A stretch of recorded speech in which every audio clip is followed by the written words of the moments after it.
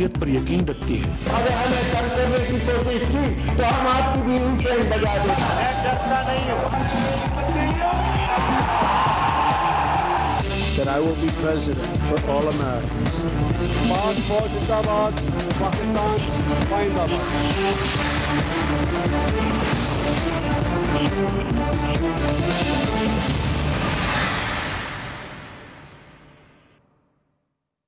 जी से शुरू होता है हर सवाल और हर जरूरी सवाल के जवाब के लिए तजुर्बे, तहकीक और हकाइक पर मबनी पाकिस्तान का सबसे काबिल एतबार न्यूज प्रोग्राम जी फॉर गरीदा।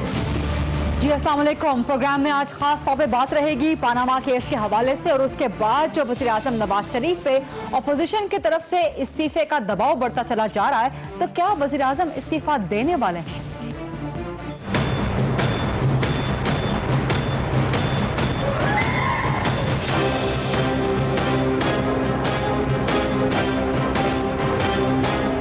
मुश्तरका मुतालबा है सारी अपोजिशन जमातों का कि वजीर आजम पाकिस्तान फिल फौर मुस्ताफी।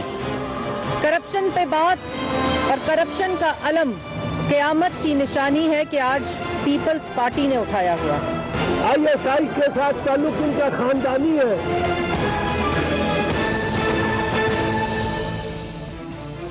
पानामा फैसले की मुख्तलिफ कानूनी और सियासी तशरीह जारी है, लेकिन सियासी तौर पे नून लीग फ्रंट फुट पे आ गई है, इतना तो मुसल्लिमा है। जो सियासी एतमाद मुस्लिम लीग नून का कम अज कम पिछले एक साल से डामाडोल हुआ था, वो काफी हद तक मजबूत हो गया है, क्योंकि जो उनकी सियासी और कानूनी तशरीह है वो उनके मुताबिक काफी मजबूत है। मिठाइयां खाकर नून लीग के लोगों के मुंह तो मीठे हो गए हैं, लेकिन जबानें काफी तल्ख हो गई हैं। इसका एक मुजाहरा कल वफाकी वज़ीर दाखिला चौधरी निसार साहब ने किया, जब उन्होंने पानामा केस के हवाले से कहा कि ये करप्शन का केस नहीं है, और उसी सांस में ये भी कहा कि आसिफ अली जरदारी साहब करप्शन के खिलाफ बात करें, ये क़यामत की निशानी है। चौधरी निसार साहब पहले भी बहुत दफ़ा पीपल्स पार्टी से अपनी मोहब्बत का इजहार कर चुके हैं, लेकिन कल चूंकि पानामा केस के हवाले से और आसिफ अली जरदारी साहब पे तंज के तीर बरसाते हुए वही बात कर रहे थे, इसलिए उनके बाद के जवाब में आसिफ अली जरदारी साहब का भी शदीद रद्द अमल सामने आया था। लेकिन आज आबिद शेर अली जो वफाकी वज़ीर मुमलिकत हैं, वह चौधरी निसार से भी 2 हाथ आगे बढ़ गए। ना सिर्फ उनका लहजा इंतहाई तल्ख था, हालांकि मिठाइयां पानामा केस के फैसले की उन्होंने भी खाई थी, मुंह मीठा उन्होंने भी किया था, लेकिन जबान उनकी तल्ख हो गई। फरमाने लगे कि आसिफ अली जरदारी साहब का दहशतगर्दों से राबिता है, उज़ैर बलोच से उनका राबिता रहा। आसिफ अली जरदारी साहब का केस मिलिट्री कोर्ट में चलाया जाना चाहिए और उनका नाम ECL में डाल देना चाहिए। एक तरफ नून लीग की ये सूरत हाल है, तो दूसरी जानिब अपोजिशन भी मैदान नहीं छोड़ रही, टफ टाइम दे रही है और शेर का शिकार भरपूर तरीके से करना चाह रही है। कल आसिफ अली जरदारी साहब ने कहा था कि जैसे मुशर्रफ को घर भेजा वैसे ही मियां नवाज शरीफ को भेजेंगे, और यही वो बात थी जो पाकिस्तान मुस्लिम लीग नून को काफ़ी खटकी भी थी। इसके अलावा जरदारी साहब ने कहा कि उनका जो कल का झंग का जलसा है, ये पहला एंटी नवाज जलसा है, ये अभी उनका नवाज शरीफ साहब के साथ इब्तिदाए इश्क है, आगे आगे देखें क्या होता है। उधर इमरान खान साहब वो भी आज दादू में अपना पहला एंटी नवाज जलसा पानामा केस के बाद से उसका आगाज कर चुके हैं, और इसके साथ ही अपनी सियासी और इंतखाबी मुहिम का आगाज भी उन्होंने कर दिया है। अपोजिशन को ना तो नवाज शरीफ पर एतमाद है और ना ही पानामा केस की मजीद तहकीकात करने वाली ज्वाइंट इन्वेस्टिगेशन टीम के हवाले से। GIT को भी मुस्तरद कर दिया है अपोजिशन ने, और ये भी कहा है कि नवाज शरीफ साहब इस्तीफा दें। नून लीग कहती है, नवाज शरीफ साहब कहते हैं कि वो इस्तीफा नहीं देंगे।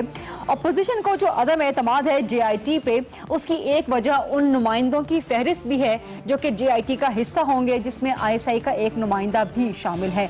और ISI के नुमाइंदे के बारे में कल चौधरी एतजाज एहसन साहब ने कहा था कि उनके सरबराह का तो शरीफ खानदान से खानदानी ताल्लुक है, जिसके बाद पाक फौज की तरफ से रात गए एक ट्वीट आया, बड़ा सख्त रद्द अमल आया कि कुछ लोगों की नाम लिए बगैर कहा गया कि कुछ लोगों की इस किस्म की बातें ISI के सरबराह के बारे में गुमराह कुन हैं। ISI और अफगानिस्तान एक बेहतरीन इदारा हैं और उनकी दयानत पर किसी भी शक व शुबे से वो बालातर हैं। तो ये वो तमाम मामलात हैं जो मेरे प्रोग्राम का एजेंडा हैं, और इन्हीं मामलात पे बात करने के लिए कोई और शख्सियत आज के लिए बेहतरीन नहीं हो सकती सिवाय चौधरी एतजाज अहसन साहब के, जो कि सेनेट में अपोजिशन लीडर हैं, पाकिस्तान पीपल्स पार्टी के इंतहाई सीनियर रहनुमा हैं। अस्सलाम वालेकुम सेनेटर चौधरी एतजाज अहसन साहब, बहुत शुक्रिया प्रोग्राम के लिए वक्त देने पे। आज बड़े क्रूशल मौके पे, बड़ा क्रूशल दिन है, क्योंकि कल ही ISPR की पाक फौज की वो एक ट्वीट आ चुकी है जिसमें बड़ा सख्त रद्द-ए-अमल दिया है उन्होंने आपके उस बयान के बारे में कि ISI के सरबराह का तो खानदानी ताल्लुक है शरीफ खानदान से। ये किस किस्म का बयान दे दिया आपने? एक तो बड़ी सितम ज़रीफ़ी है कि पाक फौज अब ट्वीट्स से वार करने पे, कई कुछ सालों से ट्वीट्स पे वार करने पे आ गई है। और बस ट्वीटिंग, मैं ट्वीट नहीं करता, मेरा कोई ट्विटर अकाउंट नहीं तो मैं उधर ही जवाब दे देता DG ISPR को, पर अब और फिर ट्वीट्स पे वार करते हैं और फिर एक ऑर्केस्ट्रा चलवा देते हैं सारे, और एक ऑर्केस्ट्रा मौजूद है उनके साथ जिसका काम है कि उनको मालूम नहीं कि मैंने क्या बयान दिया है, ये मालूम हुए बगैर। उसमें सहाफ़ी भी हैं, सियासतदान भी हैं, तजज़ियाकार भी हैं और रिटायर्ड फौजी भी हैं, जो शुरू हो जाते हैं इल्ज़ाम लगाने पे। कल बहुत से लोगों को मालूम नहीं था, क्योंकि जो आपने बात की थी पार्लियामेंट हाउस के बाहर खुर्शीद शाह के साथ खड़े हुए, वो towards the end of your conversation थी। जी जी, बहुत से लोगों से वो बात मिस हो गई थी, मैंने अलबत्ता सुन ली थी। उस वक्त मुझे खटकी थी कि एतजाज साहब ने ये क्या बात कर दी है, लेकिन वो रात गए, जिन लोगों को नहीं भी पता था वो उस ट्वीट के जरिए पता चल गया था। नहीं, I stand by my, you stand by your words. I stand by it completely. और जो ट्वीट की है जनरल आसिफ ने, उसमें कोई वो denial of my core statement नहीं है। मेरी कोर स्टेटमेंट ये थी कि जो JIT तजवीज़ की है, बनाई है, बल्कि बनाने की का हुक्म दिया है सुप्रीम कोर्ट ने, वो इन्वेस्टिगेशन टीम 19-20 ग्रेड के अफसरान की वो किस तरह प्राइम मिनिस्टर का मुआखजा करेगी और उसके ख़ानदान की। पहली बात तो ये। दूसरी बात मैंने ये अर्ज़ की कि इसमें गवर्नर स्टेट बैंक का नुमाइंदा होगा, जो गवर्नर स्टेट बैंक सिर्फ मुकर्रर करदा ही नहीं प्राइम मिनिस्टर का, बल्कि करीबी ताल्लुकात हैं उनके ख़ानदानी। Chairman SCCP president prime minister के मुकर्रर करदा है, वो उनका नामजद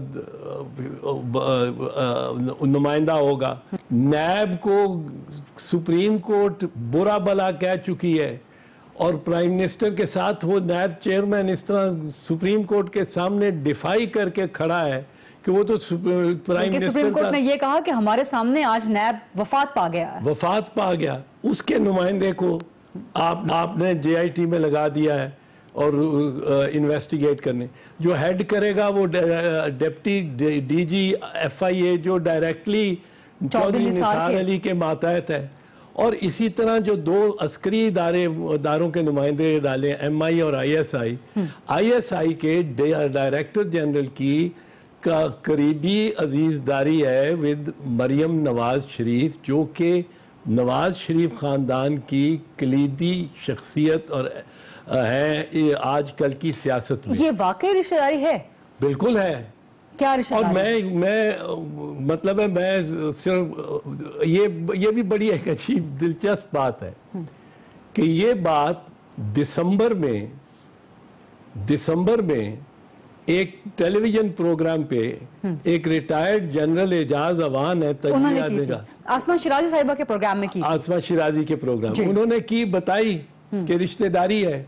नहीं, उस वक्त उन्होंने लिंक नहीं जोड़ा था ना किसी पनामा फैसले से तो या कहीं और असरअंदाज होने से। उन्होंने एक जनरल बात की थी। आपने तो कह दिया कि जी फलां इन्वेस्टिगेशन इसलिए नहीं हो सकती कि DG ISI का रिलेशनशिप है शरीफ फैमिली से। अब वो है क्या रिलेशनशिप है? नहीं क्या रिलेशनशिप है? या तो कह के नहीं है। अच्छा, ये तो बताएं क्या रिलेशनशिप? बहुत करीबी रिश्तेदारी है। क्या रिश्तेदारी? उनके जो समधी हैं मरियम के, वो मामू हैं मिसेस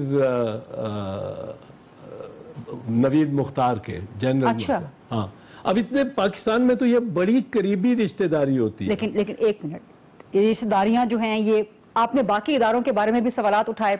SSCP का नुमाइंदा वज़ीर आज़म के अंडर होता है, नैब वज़ीर आज़म के साथ जुड़ा हुआ है, स्टेट बैंक का नुमाइंदा वज़ीर आज़म मुकर्रर करता है, उनका गवर्नर FIA चौधरी निसार के अंदर है, so on and so fourth. लेकिन यहाँ पर आपने रिश्तेदारी का जिक्र कर दिया। वो है रिश्तेदारी, या तो वो तरदीद करें, एक्सटेंट इसकी ज्यादा है, और ज्यादा एक्सटेंट है ना, पर्सनल एक्सटेंट है इसकी। तरदीद या तो तरदीद करे ना, ISPR के रिश्तेदारी नहीं है। नहीं, उन्होंने जो करनी चाहिए थी प्रोफेशनल तरदीद वो जरूर की है कि एक प्रोफेशनल इदारा है ISI, वो इदारे की, और वो इस किस्म की रिश्तेदारी अगर हो भी तो वो अफेक्ट नहीं होती काम पर। ये मैं मानने को तैयार नहीं हूं कि इस किस्म की रिश्तेदारी काम पे इफेक्ट नहीं है। इंसान है, DG ISI जनरल मुख्तार वो हमारी तरह का इंसान है ना, जो हमारी कमजोरियां उसमें भी कमजोरियां होंगी। इदारे की बात और है, इदारे की तो फौज के इदारे, फौज ने अपना बड़ा नाम बनाया है पिछले 4-5 साल में, जनरल राहील शरीफ के तहत और अब जनरल बाजवा के तहत एक जंग लड़ रहे हैं, आगे महाज पे कुर्बानियां दे रहे हैं और कौम अप्रिशिएट कर रही है। पर इसका मतलब नहीं है कि हर शख्स जो उसमें है वो एक होली काओ है। और उसके बारे में जब आप इदारे के सरबराह की बात कर रहे हैं तो वो इदारे का सरबराह एक अलामत होता है ना पूरे इदारे की, जैसे वज़ीर आज़म साहब अलामत हैं इस हुकूमत की। नहीं तो वज़ीर आज़म की कोई तनकीद नहीं हो सकती। वज़ीर आज़म के तो हम रोज उसकी जो गत बनाते रहते हैं, ये फिर तो कहा जाए कि वज़ीर आज़म की भी कोई तनकीद नहीं होनी चाहिए, वज़ीर आला की भी कोई तनकीद नहीं होनी चाहिए, वो भी इदारों के सरबराह हैं। देखो, तनकीद की बात नहीं है, एक फैक्ट है, मैंने एक फैक्ट बयान किया है। फैक्ट ये होता है, लेकिन अगर इदारा कह रहा है कि ऐसा फैक्ट ये मिसस्टेटेड फैक्ट है या इसका तासुर गलत है, ऐसा नहीं है, इदारे की दियानत नहीं है, इदारे की दियानत शक व शुबे से बालातर है। अगर इदारा डिनाई कर रहा हो तो फिर चलो, डिनाई कर रहा है तो कर रहा है, डिनाई कर रहा है तो पता लग जाएगा, डिनाई कर रहा है तो डिनाइल, इदारे ने तो डिनाइल चलो करना है, पर जिस तरह सनसनी खेज पूरी शाम वो लगे रहे हैं, ISPR ने इस स्टोरी को इतना बनाया है, जितनी मेरी शोहरत नहीं भी होनी थी उतनी मेरी शोहरत उन्होंने कर दी है। तो आप समझते हैं कि वज़ीर आज़म साहब, लेट्स सपोज एक हाइपोथेसिस पे जिक्र कर लेते हैं, क्योंकि आपके तहफ़्फ़ुज़ात, ये आपका पर्सनल या आपके पर्सनल तहफ़्फ़ुज़ात थे या ये पीपल्स पार्टी के तहफ़्फ़ुज़ात? नहीं, ये पर्सनल, मैंने ये पर्सनल तहफ़्फ़ुज़ात डिस्कस नहीं किए, पर मेरा ख्याल है ये बड़े वाइडली हेल्ड तासुरात हैं, क्योंकि जितने मुझे टेलीफोन और जितने पैगाम मिले हैं इस पे, इसके बाद जिनको नहीं भी पता था वो ISPR ने उनको उन तक ये बात पहुंचा दी। क्या समझते हैं कि वज़ीर आज़म साहब असरअंदाज होने की कोशिश कर, वज़ीर आज़म असरअंदाज हो सकते हैं ISI पे? आपके यूसुफ रज़ा गिलानी साहब ने कोशिश की थी ना। हाँ, वो पीपल्स पार्टी का सिलसिला और था। नवाज शरीफ साहब असरअंदाज हो सकते हैं? पीपल्स पार्टी का सिलसिला बिल्कुल और था। पीपल्स पार्टी के एंटी इस्टेब्लिशमेंट खिलाफ होती है। पीपल्स पार्टी जो जुडिशल और मिलिट्री इस्टेब्लिशमेंट है, ये नवाज शरीफ के साथ हर वक्त नरम रवैया इसका होता है और उसकी मातहती भी अक्सर कबूल करती है। बड़ी मुश्किल, बड़ा अजीब वाक़या हुआ था 12 अक्टूबर 1999 में, और फिर भी उसको बाहर जाके जाने दिया 10 साल के लिए, और उस पे नरम रवैया होता है। बट इसके वाक़यात, अब जुल्फ़िकार अली भुट्टो की शहादत से लेके बीबी के बारे में फैसला आता है तो वो मुख्तलिफ होता है, और मियाँ नवाज शरीफ के बारे में फैसला आता है तो वो मुख्तलिफ होता है। और वो फैसले ऐसे हैं जिनमें फ़ौज की मर्ज़ी शामिल थी। जब मियाँ नवाज शरीफ को बहाल किया गया उसकी असम्बली को 1993 में, जब बीबी को बर्खास्त किया गया, बीबी शहीद की गवर्नमेंट को 1996 में, तो फौज की मर्जी थी, आर्मी चीफ की मर्जी शामिल थी, और उसको बहाल नहीं किया गया।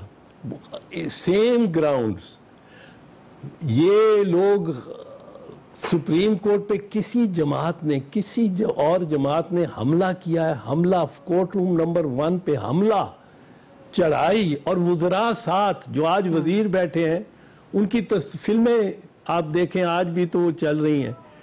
किसी ने कोई ये इतनी जसारत या जुर्रत की है, ये कर बैठे हैं और इनको कोई कुछ नहीं होता। असगर खान के केस में इनके बारे में फाइंडिंग है, कोई इम्प्लीमेंटेशन बेंच नहीं बनता। तो अभी इम्प्लीमेंटेशन होने जा रही है, जीआईटी सुप्रीम कोर्ट ने बना दी है, आप उस पर अदम एतमाद कर रहे हैं, ये आप खानदानी ताल्लुकात निकाल रहे हैं, ऐसे तो ना करें ना, होने देना इन्वेस्टिगेशंस, जो दयानतदारी से हो रही है इन्वेस्टिगेशंस, होने दें चौधरी साहब। जो जेआईटी बनाई गई है ये असूल फौज का भी है, सिविल ब्यूरोक्रेसी का भी है कि अगर ग्रेड 19 के अफसर की तफ्तीश होनी होती है या उसमें इंक्वायरी, तो ग्रेड 20 से कम का अफसर नहीं होगा। अगर कर्नल की इन्वेस्टिगेशन होनी है तो ब्रिगेडियर से कम का अफसर नहीं होता। आप फौजी किसी से पूछ लें, आप ब्यूरोक्रेट किसी से पूछ लें। अब ग्रेड 19 और 20 के अफसरान prime minister who is the head of the government की तफ्तीश करेंगे। That's a very valid point. Chaudhary साहब इसी पॉइंट से मजीद डिस्कशन का आगाज करेंगे। पनामा केस की आगे रिपरकशंस क्या होंगी, वज़ीर-ए-आज़म साहब इस्तीफा देंगे कि नहीं देंगे, क्योंकि इन 4 सालों में पहली बार है कि पीपल्स पार्टी डायरेक्टली और बड़े पुरअसरार तरीके से इस्तीफा मांग रही है। Discuss this all with Chaudhry Aitzaz Ahsan sahab after a short break. Stay with us.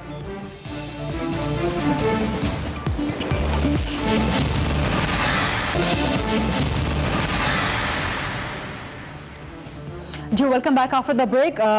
Chaudhary Aitzaz Ahsan sahab, JIT आपने मुस्तरद कर दी, मेरा मतलब है पीपल्स पार्टी ने मुस्तरद कर दी, तहरीक इंसाफ ने भी मुस्तरद कर दी, बाकी अपोजिशन ने भी मुस्तरद कर दी।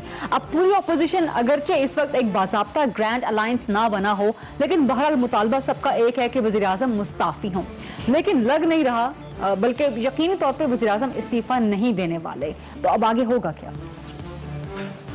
इस्तीफा तो नहीं देंगे वो, आई डोंट थिंक सो। इतनी पर एक चीज़ मैं बता दूं ज़रा कि जेआईटी को मुस्तरद करने की एक और वजह कि जेआईटी का अल्टरनेटिव क्या हो सकता था?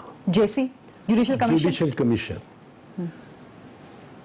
अगर मियां मोहम्मद नवाज शरीफ आखिरी operative paragraphs of the judgment खुद लिखने होते, अगर उन्होंने खुद लिखने होते तो इससे बेहतर वो सॉल्यूशन ना ढूंढते कि ये लाजिम था। कॉन्टेम्प वाली बात कर रहे हैं आप? नहीं, मैं तो अगर की बात कर रहा हूँ। आप कह रहे हैं अगर लिखने होते, वज़ीर-ए-आज़म ने खुद ये फैसला लिखना होता। अगर फर्ज करो तो इससे बेहतर उनको कोई और रास्ता नहीं मिल सकता था, क्योंकि एक बाहर पब्लिक प्रेशर, एक पब्लिक मूड के ये, और फिर जो मैं आपको सुनाऊं फैसले में से जो मेजॉरिटी जजमेंट है उसमें भी इस किस्म के conclusions हैं। The flats have been in occupation of the Sharif family since the 90s through Nawaz Sharif's sons. Respondent number 1, son who was a student and dependent.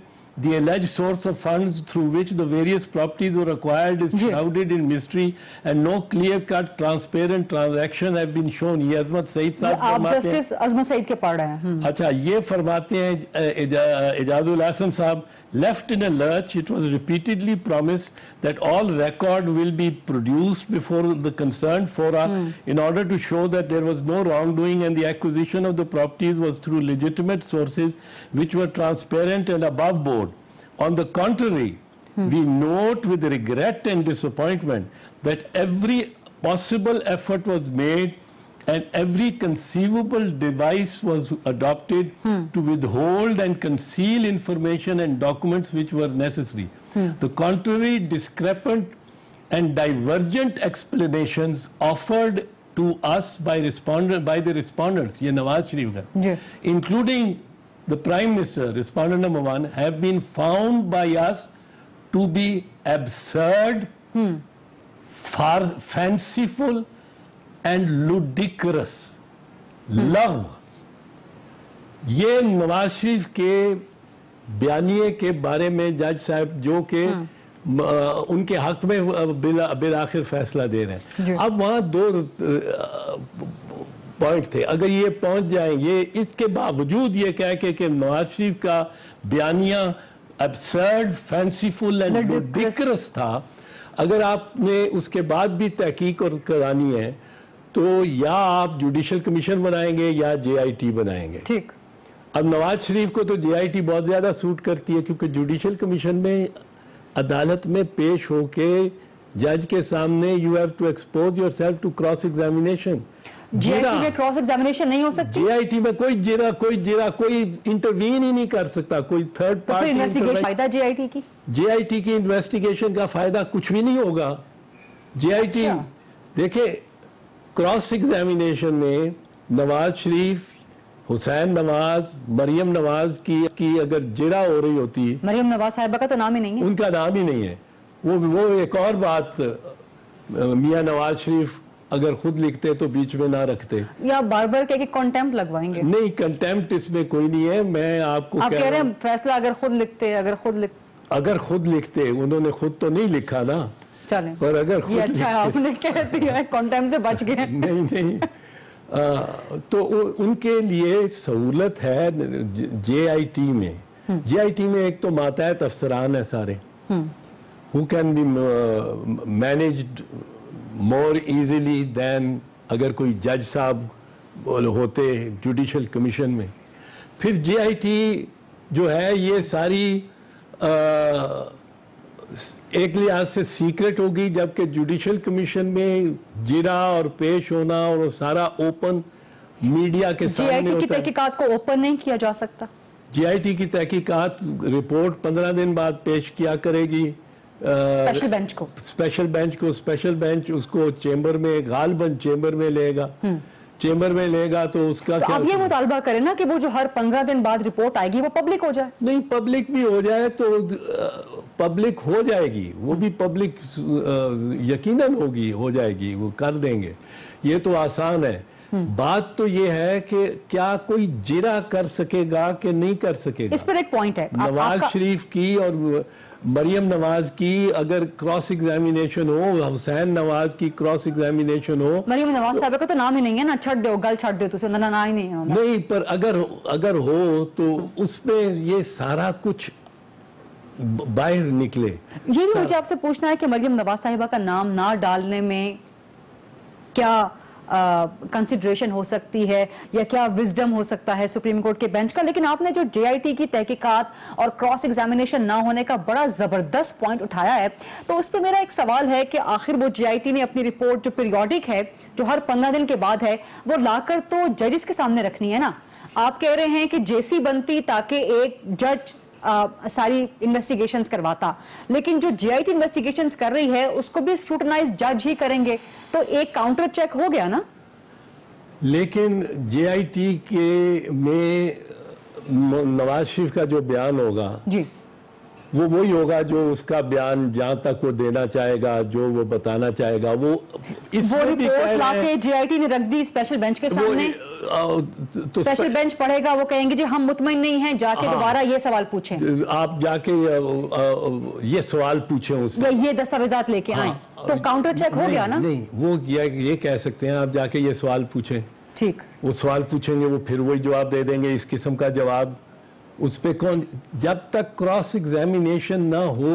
Okay, cross examination उसी forum पे, नीचे वाले forum पे cross examination critical है in determination of the truth कि मुजरिम है कि नहीं। हाँ, ये cross behind every great fortune is there a crime और नॉट, और नॉट, ये बिल्कुल ठीक आपने कहा, पर ये इट इज क्रिटिकल। ये बहुत जबरदस्त पॉइंट है। एक ब्रेक ले लूं, थोड़ी सी ब्रेक लेते हैं जी, और ब्रेक के बाद एतजाज एहसन साहब बड़ी जबरदस्त डायसेक्शन कर रहे हैं पानामा के फैसले की। We will continue after a short break.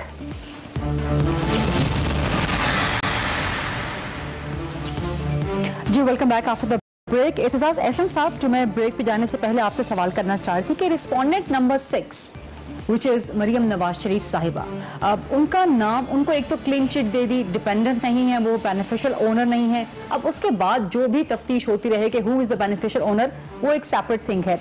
लेकिन ऑर्डर ऑफ द कोर्ट में भी रिस्पोंडेंट नंबर 6 ना लिखने के पीछे क्या विजडम हो सकती है?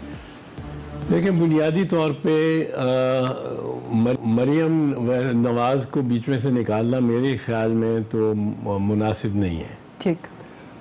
उसकी वजह यह है कि ये जो पहले दिन से हुसैन नवाज के बयानात, जो पहले बयानात से लेके चले आ रहे हैं जी, वो उनके बयानात में यही था कि she is the beneficial owner जी और ट्रस्टी, और उसके मुख्तलिफ ताबीरें बताई गई क्यों उसको ट्रस्टी रखा हुआ है, क्या क्यों उसको अगर आपका कोई इंटरेस्ट है किसी प्रॉपर्टी में, कोई इंटरेस्ट, वो ट्रस्टी के तौर पे इंटरेस्ट हो, वो ओनर के तौर पे इंटरेस्ट हो, वो ऑक्यूपेंट के तौर पे इंटरेस्ट हो, अगर इंटरेस्ट कोई है आपका किसी प्रॉपर्टी में, उसको डिक्लेयर करना आपके लिए लाजिम होता है। ठीक। एंड आपकी वेल्थ स्टेटमेंट्स में लाजिम होता है। ठीक। अब मरियम बच निकली है इससे, क्लीन चिट मिल गई है। क्लीन चिट तो अभी नहीं मिली। इसमें अगर JIT को आज़ादाना हो और अगर बिल्कुल मतलब है कि बेखौफ हो, और सुप्रीम कोर्ट का बेंच जो इम्प्लीमेंटेशन बेंच इसको करने के लिए वो चाहे कि इस ऑपरेटिव ऑर्डर ही को लेकर, क्योंकि मियां नवाज शरीफ के benamidars and other persons holding the property on his behalf, ये इसमें जिक्र आया है कि उनकी भी तफ्तीश होगी। तो तफ्तीश उसकी की जा सकती है, उस तक बढ़ाई जा सकती है, और मैं समझता हूँ कि उनके मरियम नवाज शरीफ साहबा की तरफ तफ्तीश का ना बढ़ना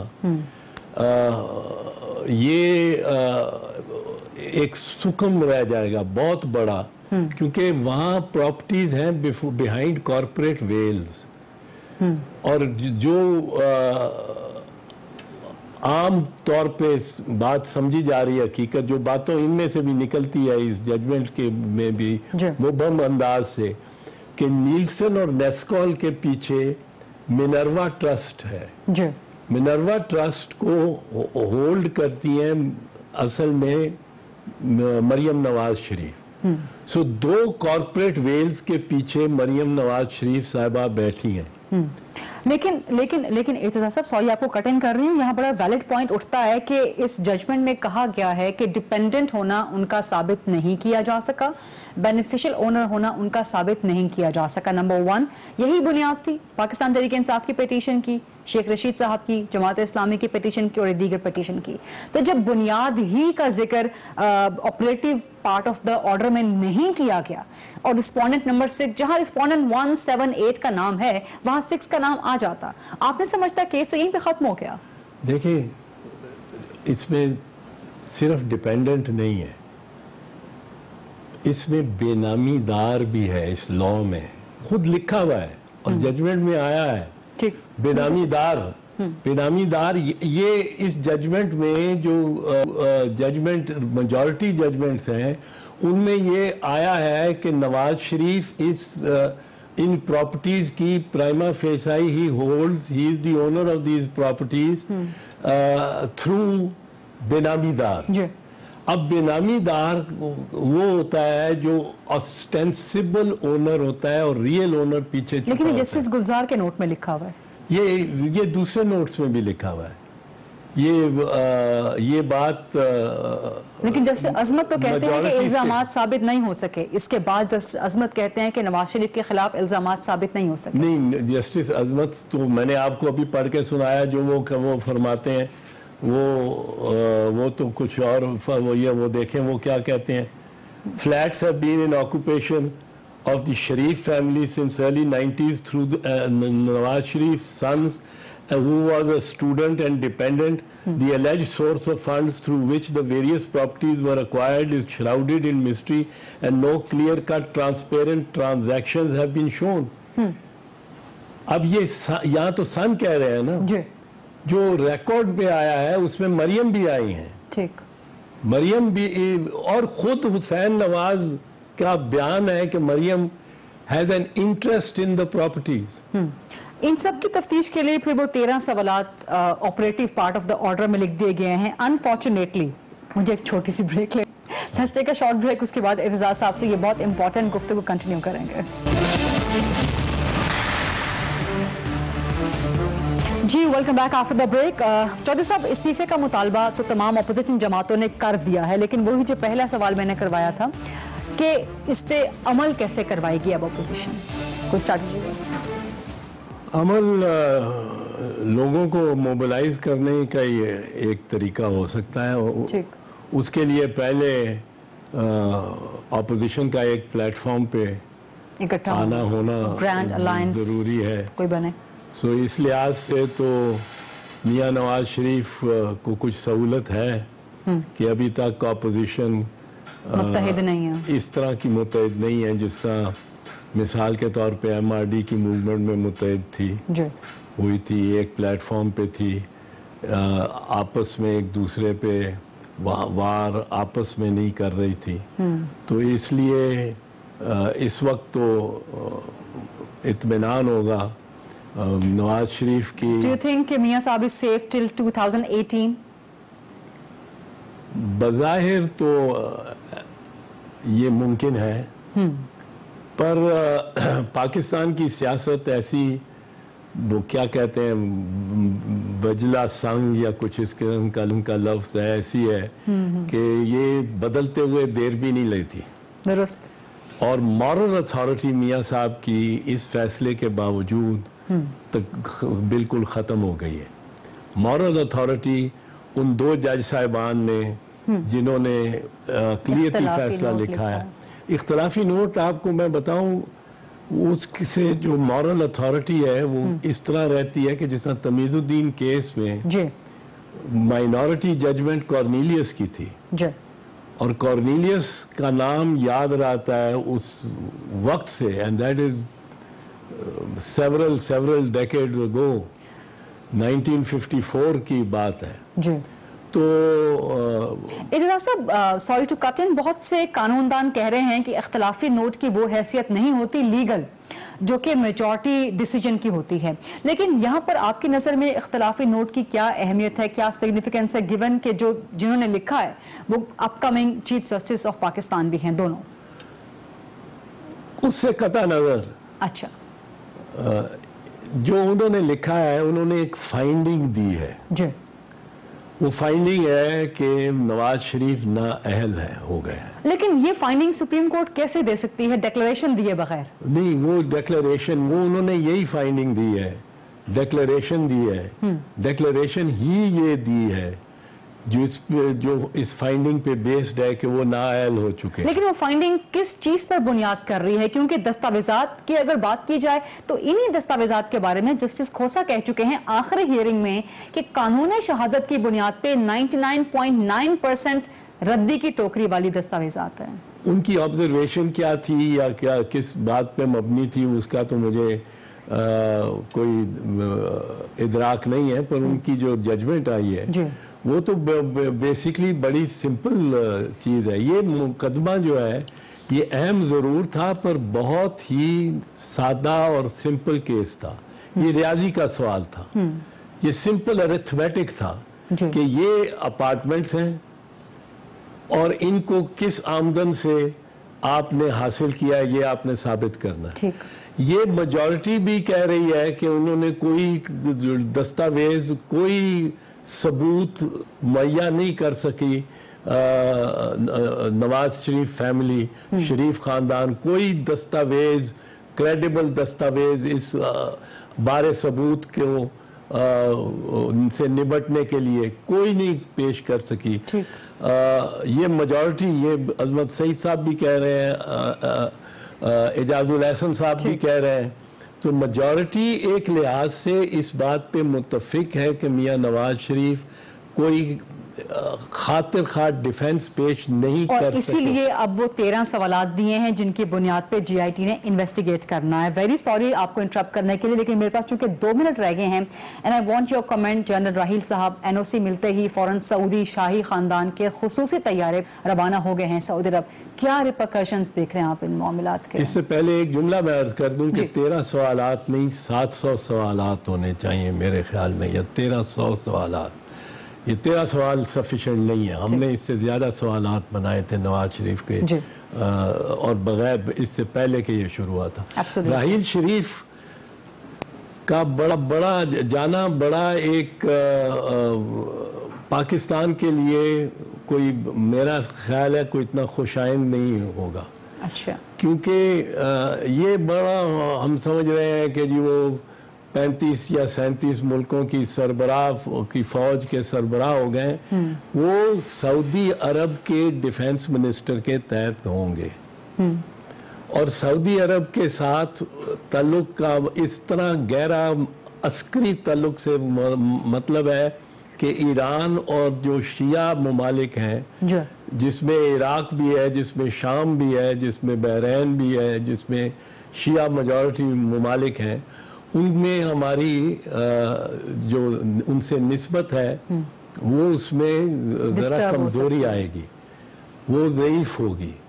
और ये सोचना चाहिए था, ये हमें दरअसल मुलाजमत करने का, और मुलाजमत कहीं भी मिल जाए, भाग के जहाज़ पे चढ़ के और भाग के बस पे चढ़ के हम वहाँ पहुँच जाते हैं।